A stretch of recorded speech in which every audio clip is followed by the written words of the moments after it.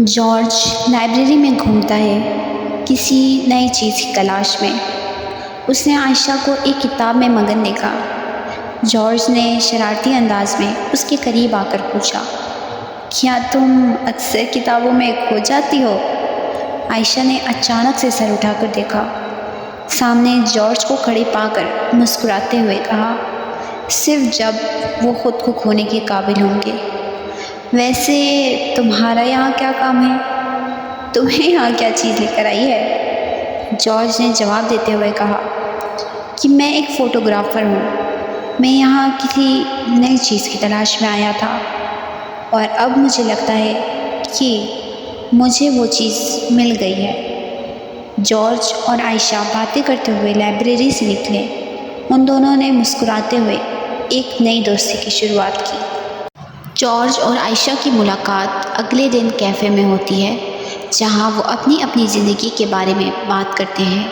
عائشہ نئی ممبئی میں رہنے والی ایک مسلم لڑکی تھی، جبکہ جارج ایک نئے خیالات والا عیسائی لڑکا جو صرف ان چیزوں پر یقین رکھتا تھا جو اس نے اپنی آنکھوں سے دیکھا ہو۔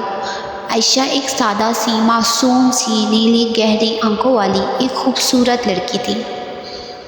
عائشہ نے کچھ سوچتے ہوئے جارج سے پوچھا، تمہیں نہیں لگتا کہ ہم دونوں کی دنیا مختلف ہے؟ جارج نے مسکراتے ہوئے جواب دیا، ہاں میں جانتا ہوں، پر مجھے یقین ہے کہ اس سے ہم دونوں کو بہت کچھ سیکھنے کو ملے گا۔ جارج، کیا تمہیں کتابیں پڑھنا پسند ہے؟ عائشہ نے جارج سے پوچھا۔ جارج نے سر ہلا کر ہاں میں جواب دیا۔ کیا تم نے ایسی کتاب پڑھی ہے جو لوگوں سے باتیں کرتی ہے؟ اس میں انسان جو سوچتا ہے وہ اس کے سامنے آ جاتا ہے۔ اس میں ہر انسان کے بارے میں راز چھپے ہیں۔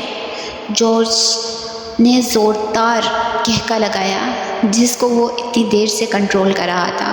عائشہ، کیا تمہیں واقعی لگتا ہے ایسی کوئی کتاب ہے؟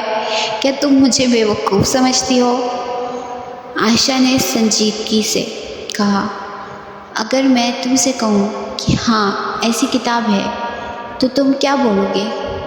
اس بار جارج بھی سنجیدگی سے اسے سننے لگا۔ اچھا تو پھر وہ کون سی کتاب ہے؟ تم اسے جانتے ہو جارج؟ کیا واقعی؟ جارج نے بے یقینی سے کہا، اگر ایسی کوئی کتاب ہے تو میں اسے ضرور پڑھنا چاہوں گا۔ عائشہ نے کہا، تو ٹھیک ہے، پھر میں وہ کل تمہارے لیے لے آؤں گی۔ جارج کچھ پریشان سا سیڑھیوں پر بیٹھا تھا۔ عائشہ نے وہاں سے گزرتے ہوئے جارج کو دیکھا تو فکر مندی سے پوچھا، کیا ہوا ہے جارج؟ آج تم بہت گمسم اور پریشان لگ رہے ہو۔ جارج نے کہا، میں نے آج اپنی ڈریم جاب کے لیے اپلائی کیا ہے عائشہ، پر مجھے ڈر ہے کہ وہ مجھے نہیں ملے گی۔ اللہ پر بھروسہ کرو، وہ کبھی آپ کو مایوس نہیں کرے گا، عائشہ نے نرمی سے کہا۔ عائشہ، تمہیں پتہ ہے مجھے میرے موم ڈیڈ سے بہت پیار تھا، پر میرے موم ڈیڈ میرے بچپن میں ہی الگ ہو گئے۔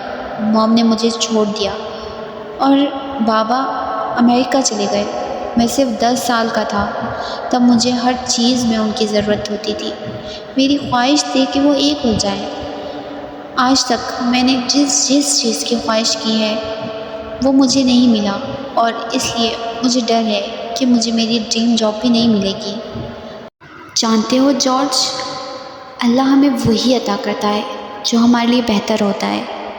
تم خلوص دل سے اللہ سے دعا کرو، وہ تمہاری دعا ضرور قبول کرے گا۔ اور جو تم نے اتنا کچھ برداشت کیا ہے اپنی زندگی میں، اللہ تمہیں اس کا اجر ضرور دے گا۔ اللہ صبر کرنے والوں کو پسند کرتا ہے، اور صبر کرنا ہی تو مومن کی شان ہے۔ تم اللہ کو پکارو، اللہ تمہاری پکار ضرور سنے گا۔ پر اللہ میری پکار کیسے سنے گا؟ وہ تو دکھائی بھی نہیں دیتا۔ جارج، کیا تمہیں یاد ہے میں نے تم سے ایک کتاب کا ذکر کیا تھا؟ یہی سوال تم خود سے کرو اور وہ کتاب کھولو، تمہیں اپنا جواب مل جائے گا۔ اور ایک چیز، عائشہ نے جاتے جاتے اس سے کہا، جب تمہاری دعائیں قبول ہونے لگیں گی نا تو تمہیں اللہ دکھنے لگے گا۔ یہ کہتی ہوئی عائشہ وہاں سے چلی گئی۔